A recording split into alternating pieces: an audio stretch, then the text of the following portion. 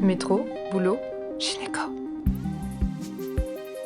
Le micro des gynécos, les podcasts de la GOF. Bonjour à toutes et à tous et bienvenue pour un nouvel épisode du micro des gynécos.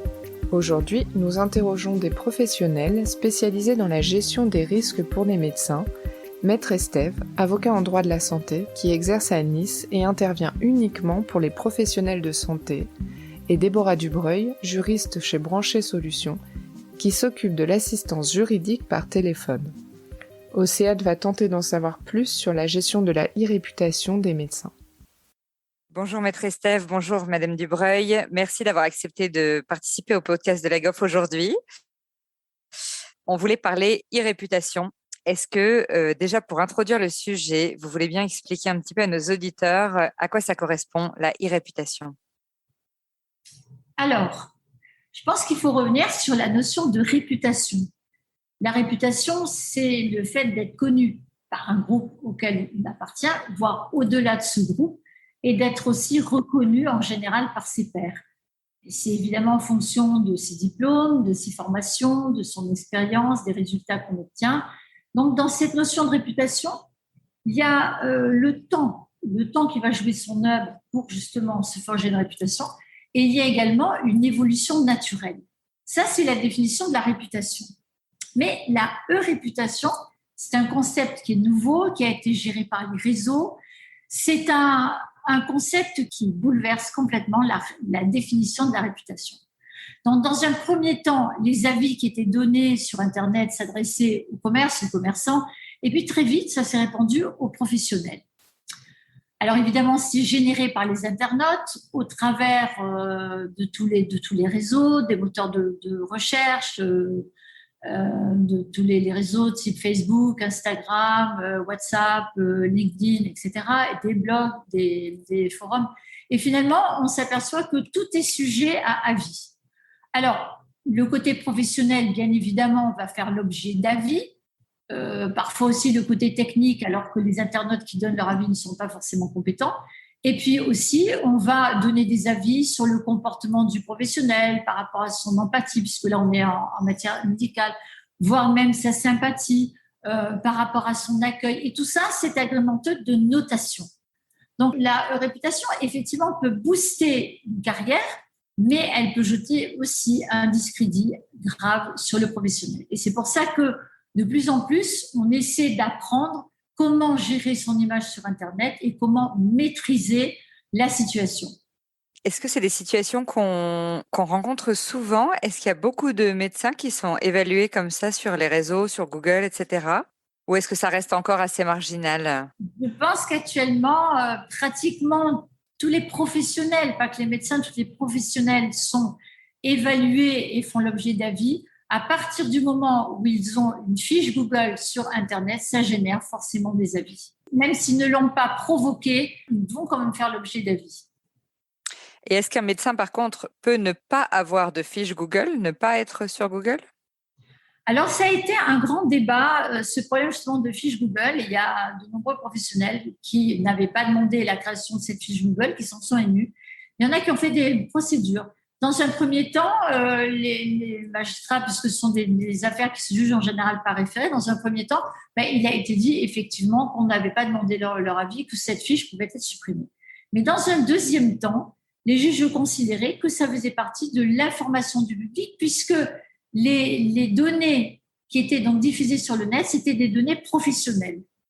Donc, du même coup, ça génère des avis sans qu'on puisse effectivement demander à ce que la fiche soit supprimée. Et du coup, Madame Dubreuil, est-ce que vous avez des conseils ?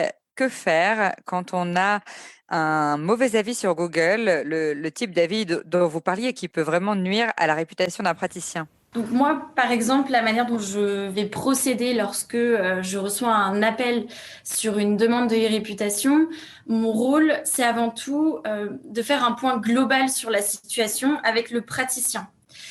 C'est-à-dire que je vais lui poser un certain nombre de questions pour comprendre l'origine du problème. Par exemple, pouvez-vous identifier le patient qui vous a laissé un avis négatif ? Comment s'est passée la consultation ? Si vous avez pu évidemment identifier le patient, avez-vous remarqué son mécontentement lors de cette consultation ?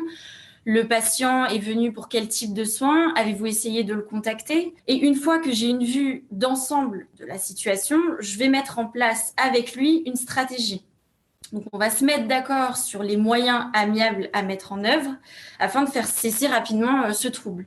Ça peut être une simple prise de contact avec le patient par mail ou par téléphone, ou aussi il est possible de signaler l'avis sur Google.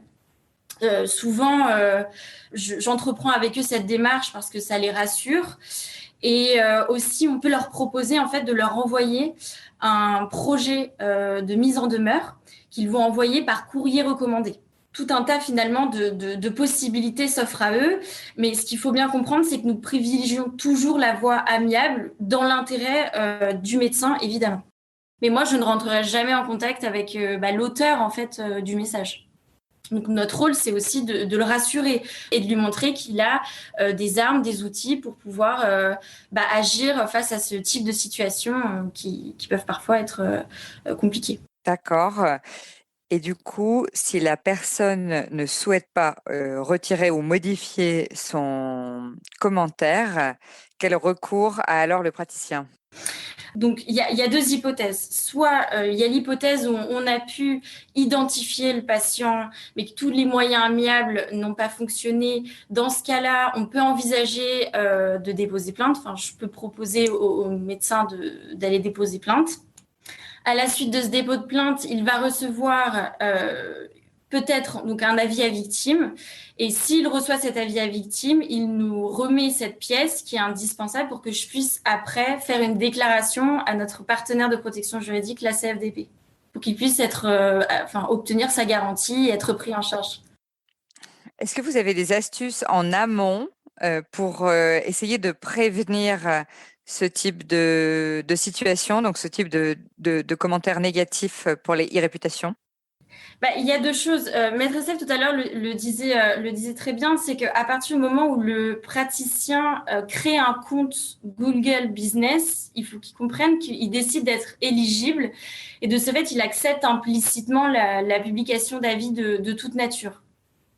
Donc, ce qui est important, c'est de montrer aux médecins qu'ils doivent avoir conscience de cela quand ils décident de créer ce compte et donc d'être attentifs aux différents avis qui vont être laissés pour pouvoir agir rapidement si jamais ils se retrouvent dans une telle situation. Et c'est quoi vraiment les intérêts des praticiens à créer ce type de compte? Est-ce que c'est pas mieux finalement? Est-ce que c'est pas plus simple de ne pas créer de compte Google Business? Je pense que c'est une fausse question parce que de toute façon, la fiche, elle est créée. La fiche Google, elle est créée. Personnellement, il me semble qu'il faut répondre toujours sur un ton aimable, sans agressivité, et faire très attention lorsqu'on répond de ne pas enfreindre le secret médical. Ça, c'est quelque chose qui est fondamental. Donc, il faut répondre. Alors, on peut effectivement répondre en disant je suis désolée, mais je ne vous identifie pas. Essayez de vous mettre en contact avec moi par un message privé. Mais de toute façon, quelle que soit la réponse, il faut toujours rester affable et surtout ne pas enfreindre le secret médical. Alors, on peut essayer de répondre avec humour, mais enfin, l'humour, il faut quand même savoir le maîtriser aussi. Donc, il faut quand même rester prudent. Alors, pourquoi répondre? Parce qu'un avis négatif, ça dépend de la manière dont il est formulé. Ça peut effectivement faire fuir des patients, ce qui est effectivement excessivement pénalisant. Mais il faut savoir que souvent aussi, lorsque vous avez un avis négatif, vous avez ensuite plein d'autres avis positifs. Et finalement, cet avis négatif est noyé dans les avis positifs. C'est vrai que malheureusement, probablement que n'importe quel praticien aura un jour quelqu'un avec qui la communication sera moins optimale que de manière générale. Est-ce que vous avez des conseils aussi pour se former à toutes ces situations, pour obtenir des informations et s'y préparer? Pour s'y préparer, je pense qu'il faut vraiment travailler sur la communication, à mon sens. Il faut travailler sur la communication, la manière d'apprendre des problèmes, la manière de répondre, c'est ce que disait Déborah. C'est surtout ça. Souvent, une réponse va entraîner une autre réponse encore plus agressive et on va monter en cascade. Je pense qu'il faut avant tout, on va dire, dégonfler un petit peu le débat et toujours proposer de les rencontrer. toujours proposer de les rencontrer. Comme ça, on va dire sur le mur public, vous restez quelqu'un d'affable, qui reste à la disposition de son patient. Je pense que c'est vraiment quelque chose qui est très important. Ça paraît très important. C'est vrai que ça dépend peut-être des villes, etc. Mais parfois, on a l'impression qu'on n'a pas tellement de formation spécifique en communication et que c'est plutôt c'est de la formation, on va dire, sur le terrain en observant les gens faire, etc. Ok, c'est vraiment très intéressant, toutes ces informations. Est-ce que vous pouvez, peut-être Madame Dubreuil, du coup, nous présenter par exemple le dispositif de brancher pour se protéger face à ces situations, nous expliquer comment ça fonctionne?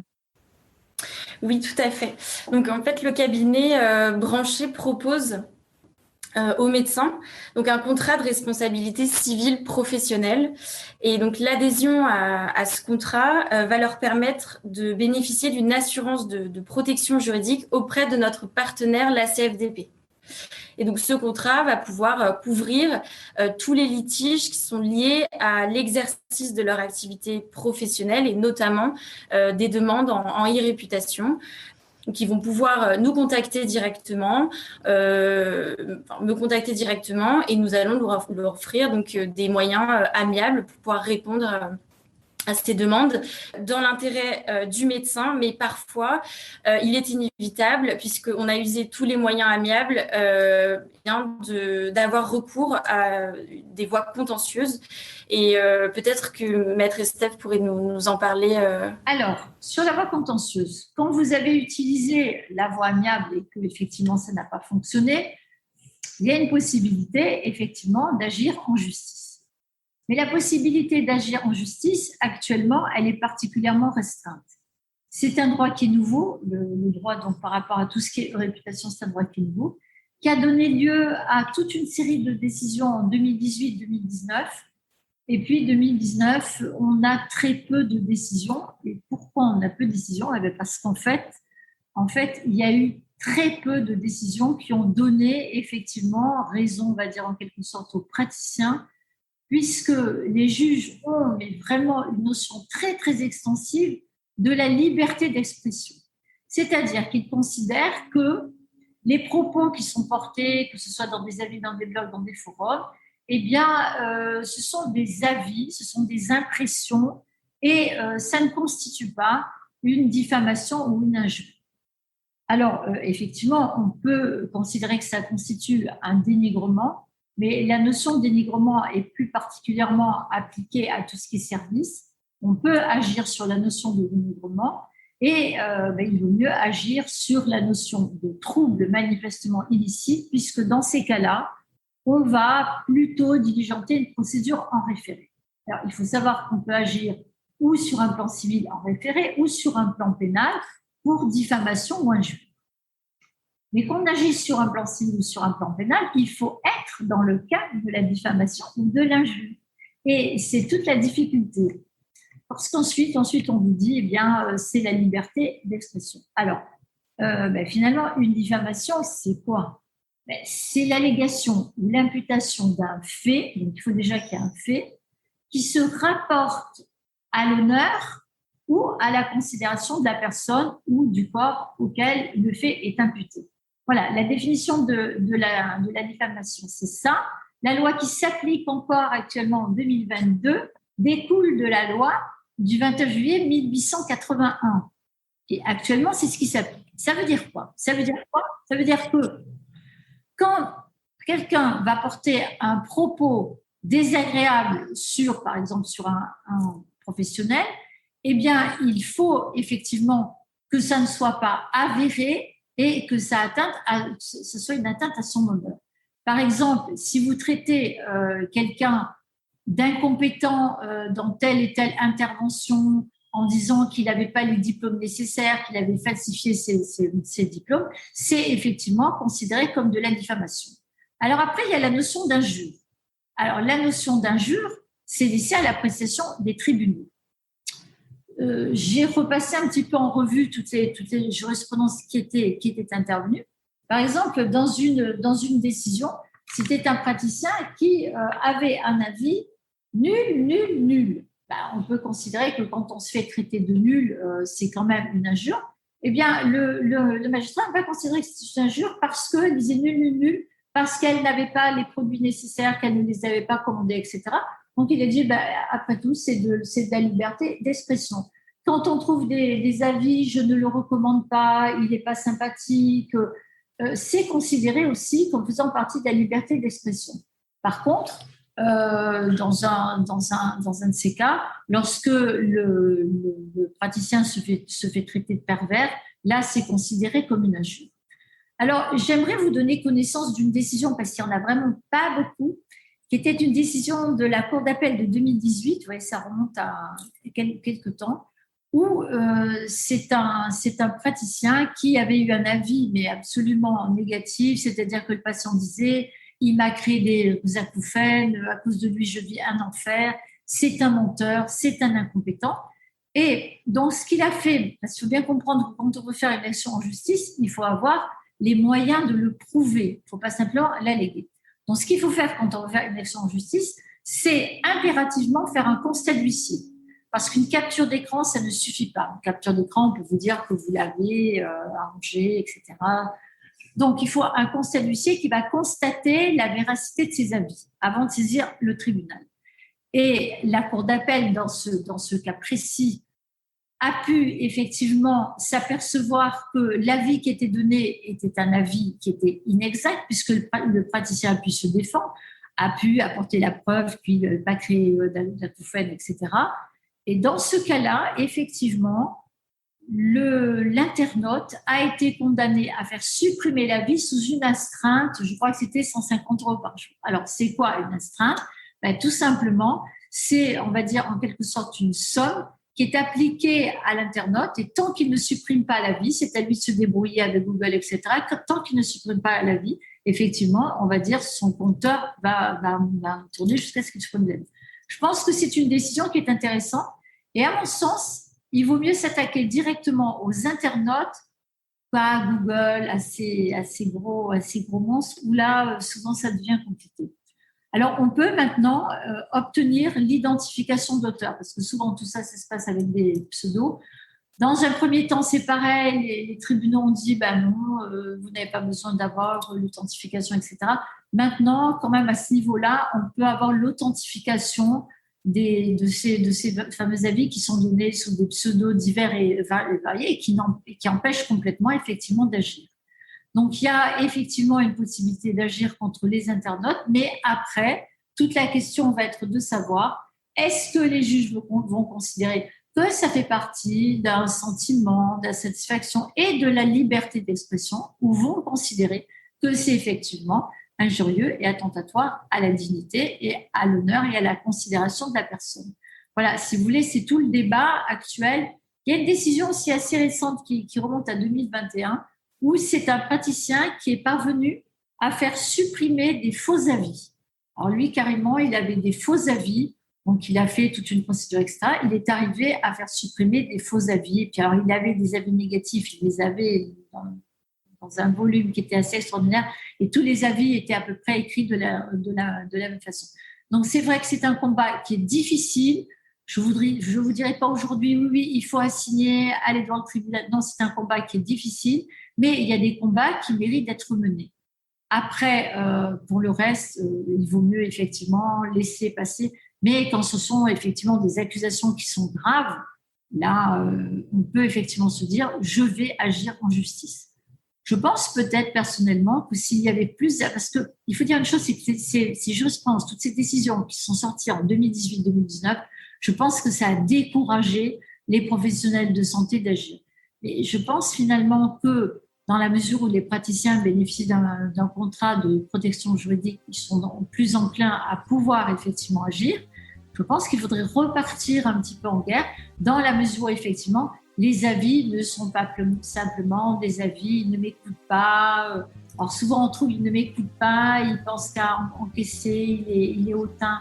Voilà, toutes ces appréciations-là, c'est malheureusement considéré comme de la liberté d'expression par les magistrats. Merci à toutes les deux. Merci Madame Dubreuil pour votre participation et bonne journée. Merci beaucoup. Au revoir. Merci à tous de nous avoir écoutés aujourd'hui. Rendez-vous la semaine prochaine pour un nouvel épisode. Vous retrouverez toutes les ressources et références de ce podcast dans la description et surtout, n'hésitez pas à vous abonner à la chaîne, à lui accorder 5 étoiles, voire même à en parler autour de vous. Métro, boulot, gynéco.